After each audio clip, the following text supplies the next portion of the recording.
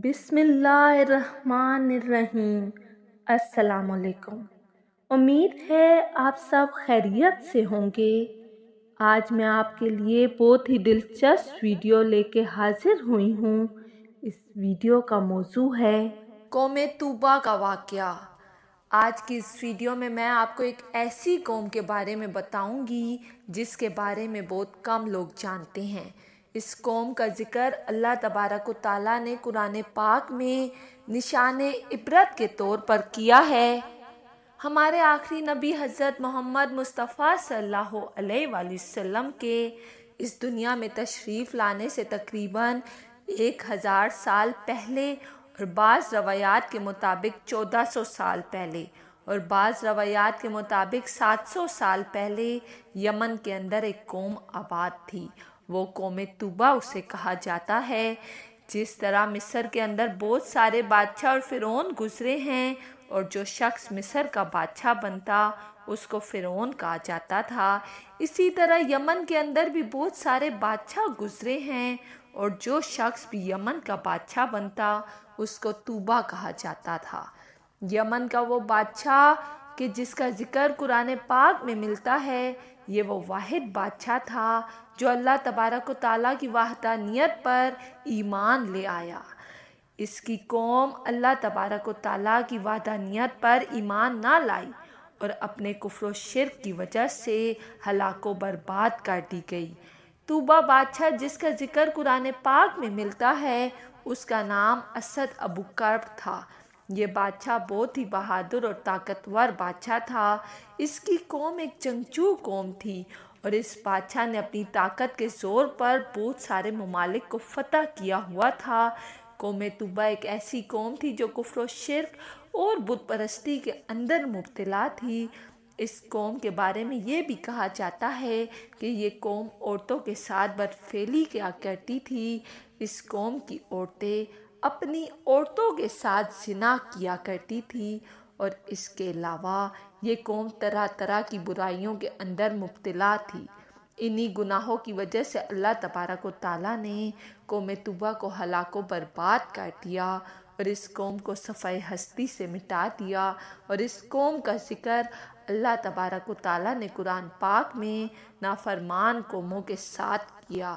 جہاں یہ قوم اپنے گناہوں کی وجہ سے ہلاک کر دی گئی، وہاں اس قوم کا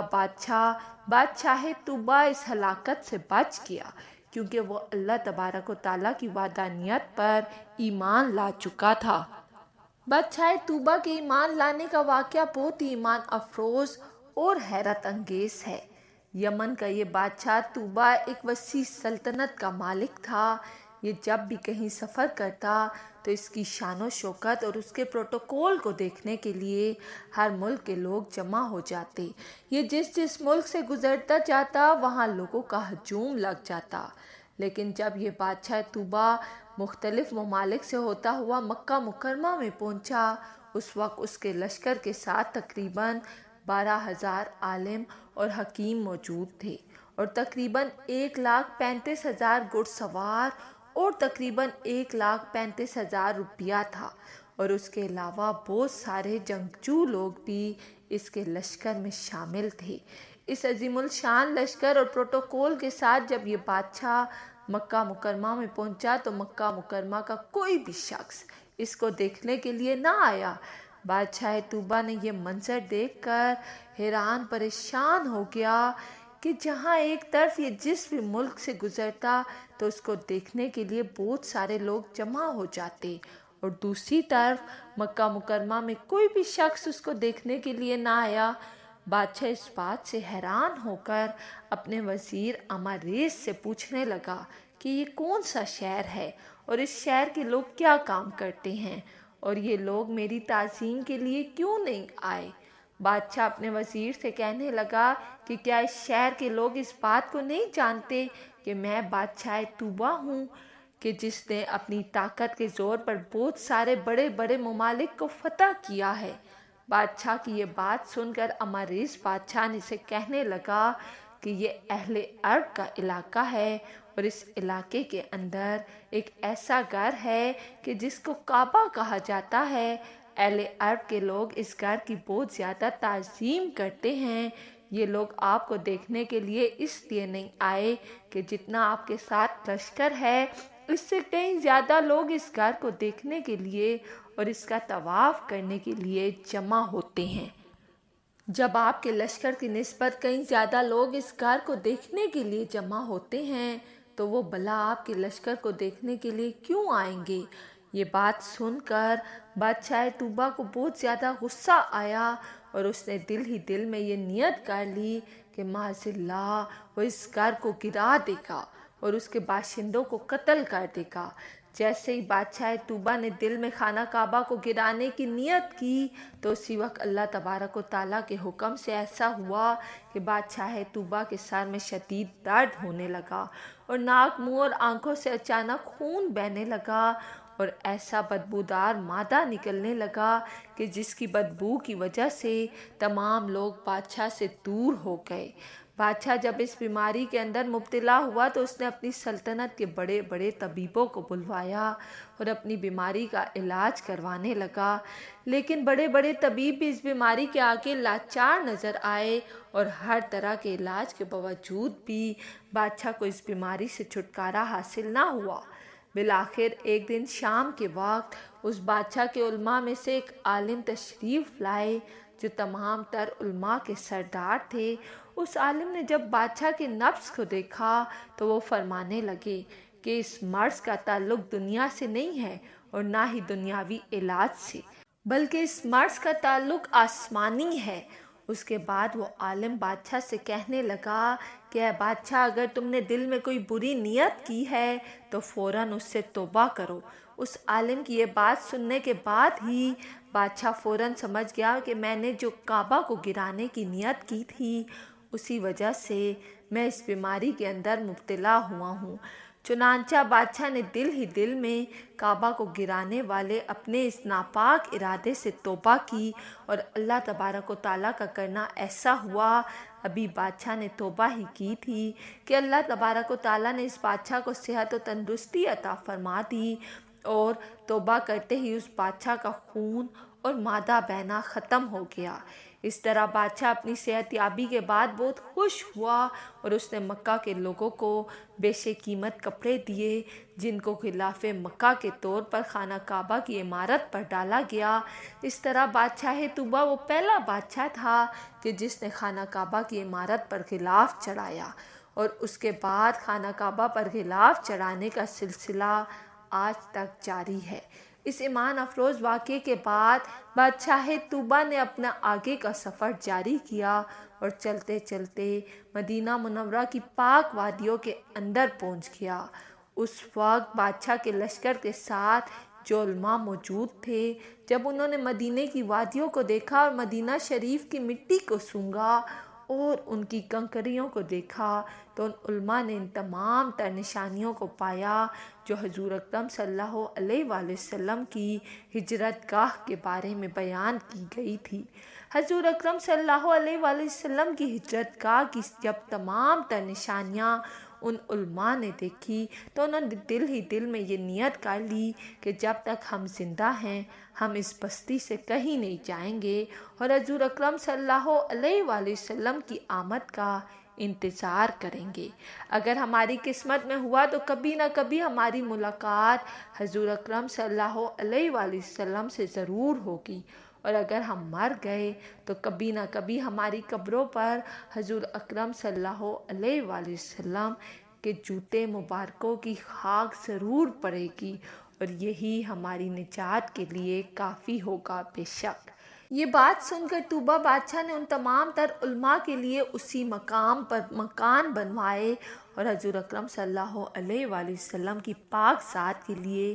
2 منزلہ عالی شان عمدہ مکان بھی تعمیر کروایا، اور طوبہ بادشاہ نے تمام علماء کو یہ وصیت کی کہ جب ہمارے آخری نبی حضرت محمد مصطفیٰ صلی اللہ علیہ وآلہ وسلم اس دنیا میں تشریف لائیں تو یہ مکان حضور اکرم صلی اللہ علیہ وآلہ وسلم کی آرام گاہ ہوگا۔ اس کے بعد طوبہ بادشاہ نے حضور اکرم صلی اللہ علیہ وآلہ وسلم کے نام ایک خط لکھا اور اس خط کو لکھنے کے بعد ان تمام تر علماء کے سردار کے سپرد کر دیا اور اس کو یہ وصیت کی کہ جب بھی حضرت محمد مصطفیٰ صلی اللہ علیہ وآلہ وسلم اس دنیا میں تشریف لائیں تو یہ خط امانت کے طور پر حضور اکرم صلی اللہ علیہ وآلہ وسلم کی خدمت میں پیش کیا جائے۔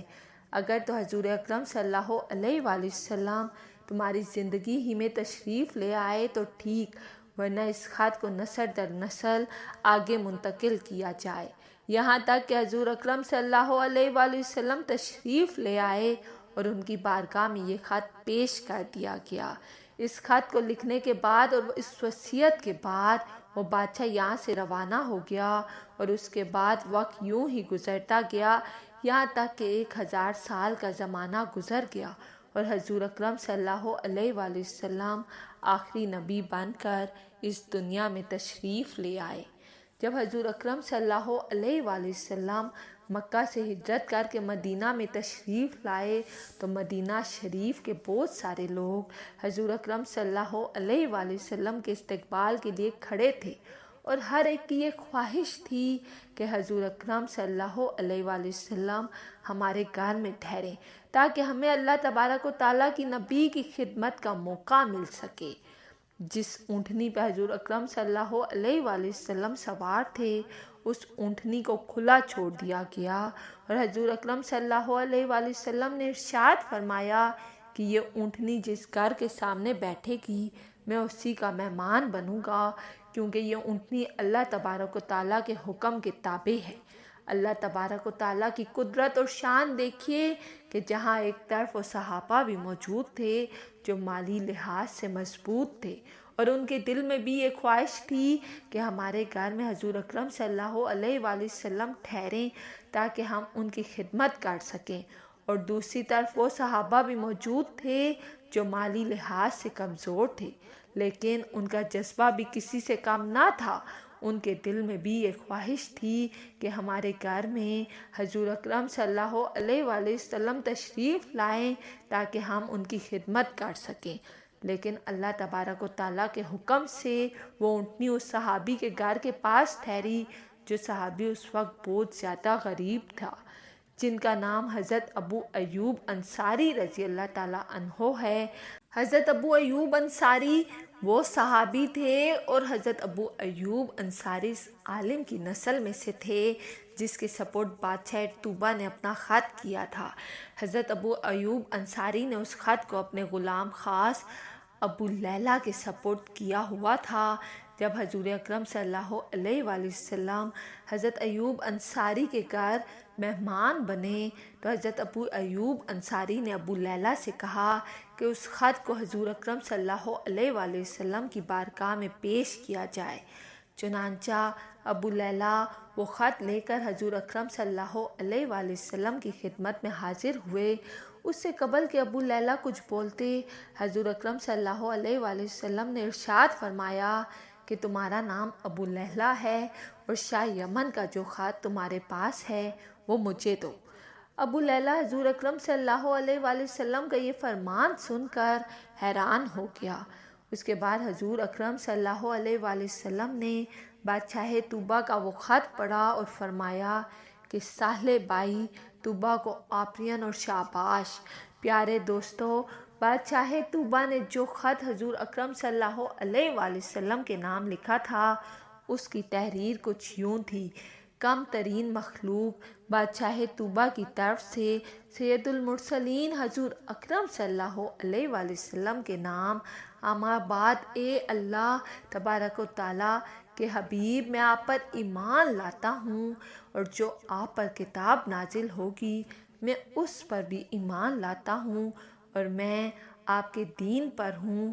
بس اگر مجھے آپ کی زیارت کا شرف حاصل ہو گیا تو یہ میرے لیے بہت اچھا اور غنیمت ہوگا، اور اگر میں آپ کی زیارت کا شرف نہ حاصل کر سکا تو آپ میری شفاعت فرمانا، اور قیامت کے روز مجھے فراموش نہ کرنا۔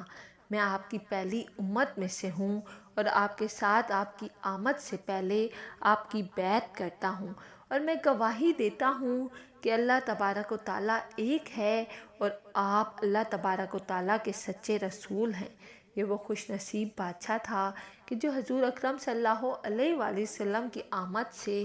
1000 پہلے ہی حضور اکرم صلی اللہ علیہ وآلہ وسلم پر ایمان لے آیا تھا، لیکن اس کی قوم اللہ تبارک و تعالیٰ کی وحدانیت پر ایمان نہ لا سکی اور اپنے گناہوں کے سبب ہلاک کر دی گئی۔